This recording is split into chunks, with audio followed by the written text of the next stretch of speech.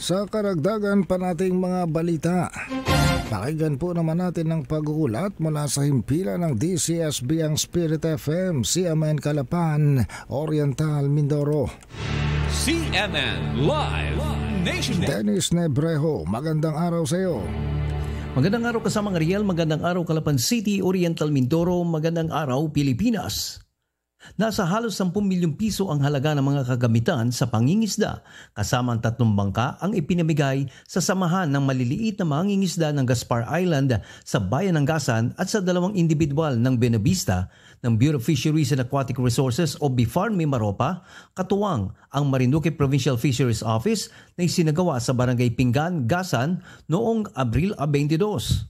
Pinangunahan ni BIFAR Regional Director Roberto Abrera ang aktibidad at sinabi nito na layunin ng BIFAR na dalhin ang kanilang serbisyo sa 22,000 rehistradong mangingisda sa lalawigan ng Marinduque, partikular sa mga municipal fisher folks kung saan ay nagkaloob sila ng 62-footer fiberglass reinforced plastic, handliner vessel at sa 2 individual na dating Person Deprived of Liberty o PDL bilang tugon sa pagbabagong buhay sa pamamagitan ng pangingisda kaya sila binigyan ng tigisang 24-footer na bangka at mga fishing gears.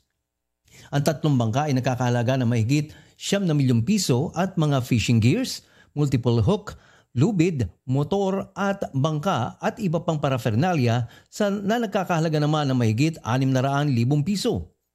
Dagdag pa ni Abrera, hindi man magpagkalooban ang lahat ng mga kailangan suporta ay kanila rin naman binibigyan ng mga pagsasanay at capacity building ang bawat kasapi. Samantala, binisita rin ni Abrera ang Marinduque State University sa bayan ng Gasan at nakipagkita sa mahigit 20 BIFAR scholars at kay Dr. Paloma de Chavez na kumatawan sa Pangulo ng MARSU na si Dr. Diosdado Zulueta. Kanya rin tinignan ang MARSU Fishery Technology Business Incubation at Innovation Center, pati ang Freshwater Hatchery at Multi-Species Marine Fish Hatchery.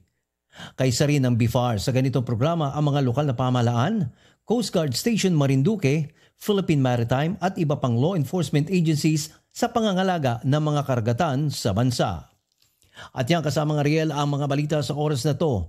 Ako pa rin si Dennis Nebrejo ng CMN 104.1 Spirit FM Calapan City, nag-uulat na live para sa CMN Pilipinas. CMN Live Nationwide.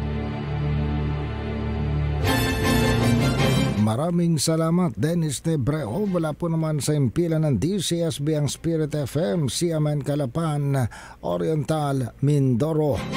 Samantala